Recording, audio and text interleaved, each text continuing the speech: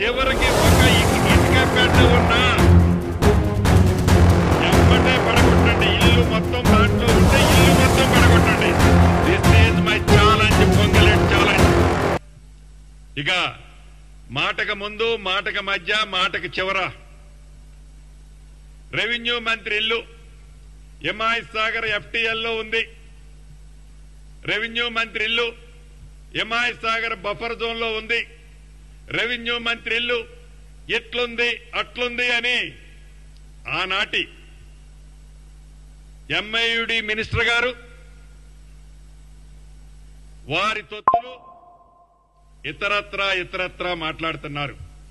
నేను ఈ వేదిక ద్వారా ఒకటే ఛాలెంజ్ ఇస్తున్నాను.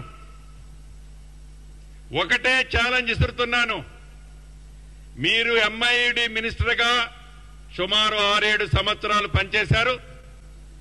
మీ బావ హరీష్ రావు గారు ఇరిగేషన్ మంత్రిగా 5 సంవత్సరాలు పైచిలకు పనిచేశారు. ఈ వేదిక మీద నుంచి హైడ్రా అధికారి రంగనాథ్ గారిని ఆదేశిస్తున్నాను.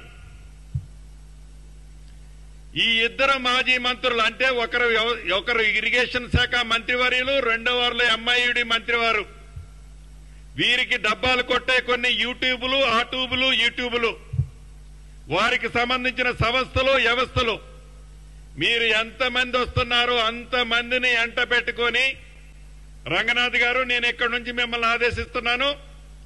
రేపు వెళ్తారా, ఎల్లుండి వెళ్తారా, వాళ్ళనే ఒక కొత్త టేబు కొనుక్కొని రమ్మనండి.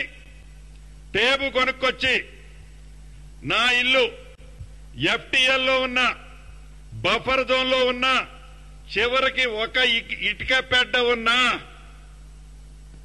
ఎమ్మటే పడగొట్టండి. ఇల్లు మొత్తం దాంట్లో ఉంటే ఇల్లు మొత్తం పడగొట్టండి.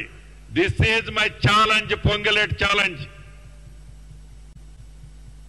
మాజీ మంత్రివర్యులు ఈనాడు ప్రధాన ప్రతిపక్షం అని చెప్పుకునే వాళ్ళకి ఇక్కడి నుంచి ఛాలెంజ్ చేస్తున్నా. ఒక్క ఇటుక పెట్ట ఎఫ్టీఎల్లో గాని బఫర్ జోన్ లో ఉంటే మా అధికారులు మీ పక్కన ఉంటారు. మీరే టేప్ పెట్టి కొలుచుకోండి. మా అధికారులు కొలిస్తే మీకు నమ్మకం ఉండదు. ఎందుకంటే నేను అధికారంలో ఉన్నా కాబట్టి మిస్యూజ్ చేశానని అనుకుంటారు కదా మీరు. మీ చావు తెలివితేటలు, మీ చవకారు మాటలేందో కొలిసిన తర్వాత మీ తల ఎక్కడ పెట్టుకోవాలో మీరే నిర్ణయించుకోండి. నేను అందరూ అన్నట్లు దాంట్లో దూకు దీంట్లో దూకు అని అనను.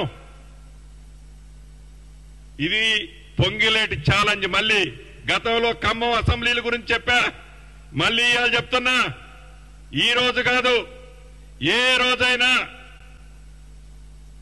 నీతోనో, నీ మామతోనో, నీ బావతోనో చెప్పించుకునే ఛాన్స్ ఈ పొంగిలేటి ఎప్పుడు ఇవ్వడు, ఇవ్వబోడు కూడా.